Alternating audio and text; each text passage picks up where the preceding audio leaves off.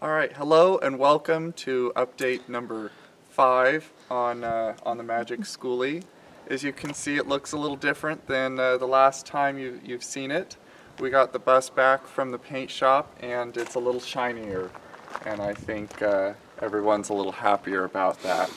So it's very clean and it looks really nice, so that's great. We have most of the windows back in and all the lights, new lights, and old lenses have been restored and put back on, and it's looking pretty good. So the next phase of things is to move underneath the bus and put all of our utilities in and start working then on the actual inside of the bus. So why don't we take a little look around. Okay, so let's talk a little bit about the outside and why it looks so different.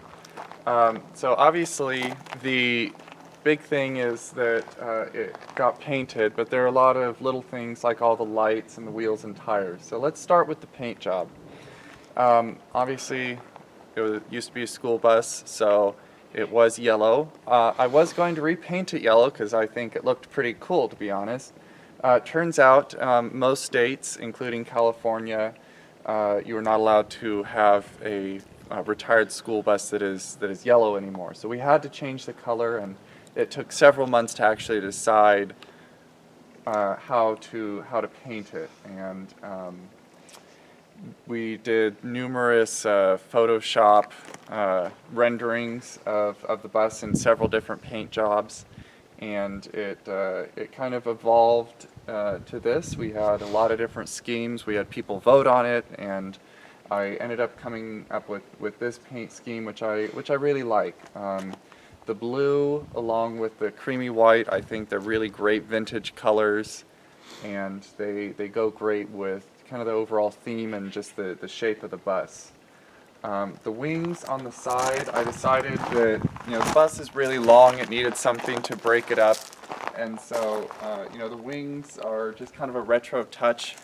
Some vintage trailers like the Shasta camp trailer has these little wings on the back, and so that kind of inspired me to put those on there. They were a lot of work, but I think they were worth it. They kind of make the bus stand out a little bit. Kept the original black stripes that were here. I like those. And then the white top was an obvious choice. One of the reasons I love this particular bus is it has that really traditional rounded top on it, and I just wanted to highlight that, and it just turned out really cool. Kind of reminiscent of the two-tone cars that came out in the 1950s and 60s.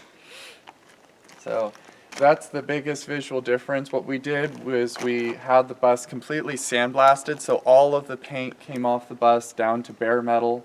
We put a really high quality bare metal primer on so it'll last a long time, and we used high quality single stage paints to do all the work on it. So it should last a really long time, and it's a high quality finish. It's not perfect, but it's so big that it's hard to get every last imperfection out, but as they say, good enough for who it's for. Another difference that you'll see on the outside is we've changed out the wheels and tires for obvious reasons. The old tires were in really good shape, except for the fact that they were over 25, almost 30 years old, so well past their life expectancy, and for safety reasons we needed to switch them out. The wheels we had to get rid of because they were an old style of wheel that really isn't used anymore. They aren't very safe, and so we bought these used steel wheels that are very common, very durable, and are used essentially everywhere today.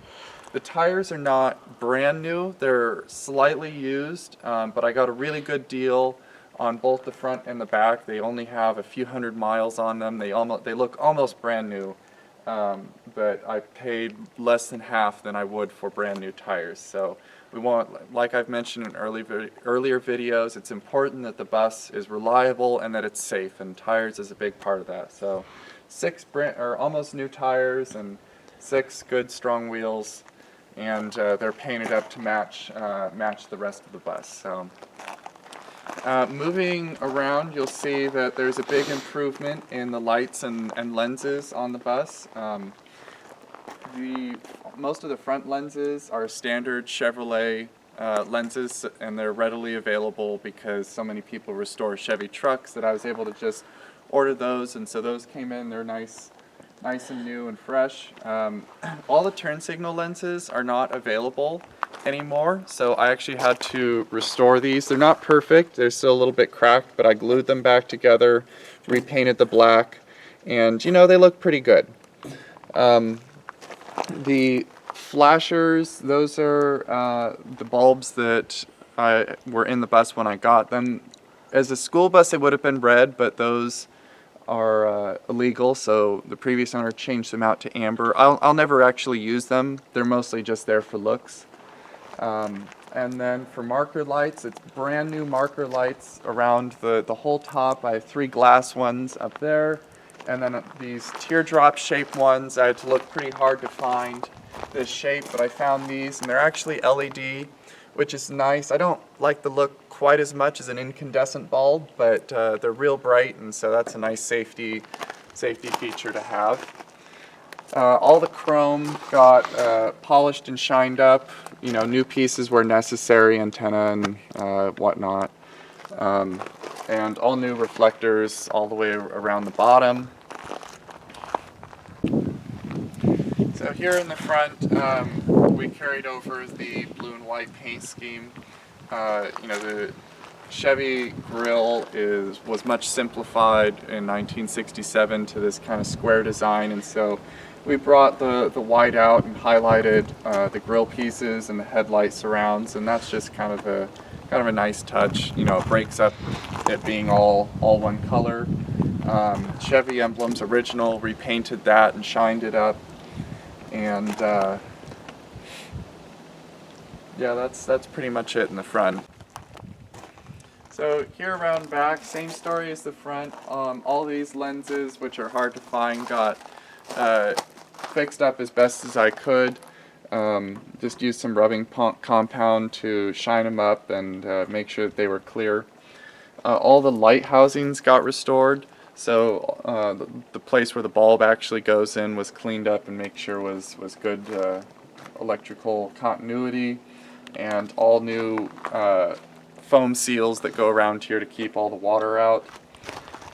If you think that it looks a little bit dusty and dirty right now, it is. I haven't washed it since I brought it home back in November, so it's really dusty, and so it needs to get washed one of these days. But you know, looking pretty good back here. Gillig emblem got restored.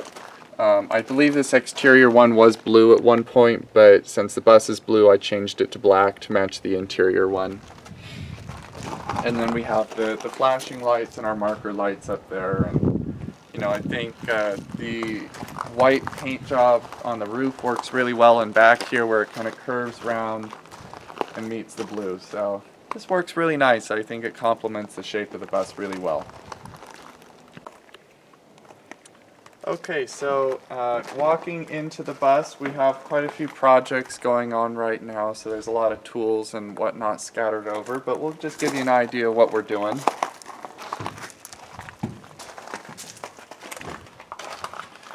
First off, we have this really nice air seat that we pulled out of a piece of equipment, a truck that we sold a little while back, and so this is a nice addition. It's almost brand new and leather and very comfortable.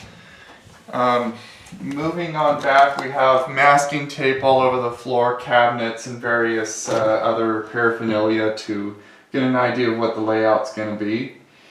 And things are still getting moved around right now, so we'll talk about this more in later videos once we have a set floor plan.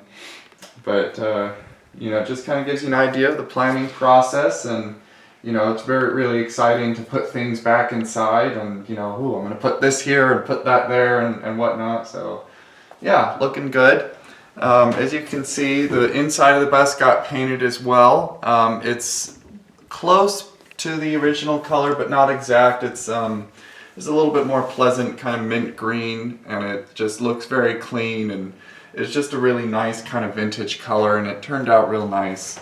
The dash looks real nice now. Still working on it a little bit and whatnot, getting all the electrics working again.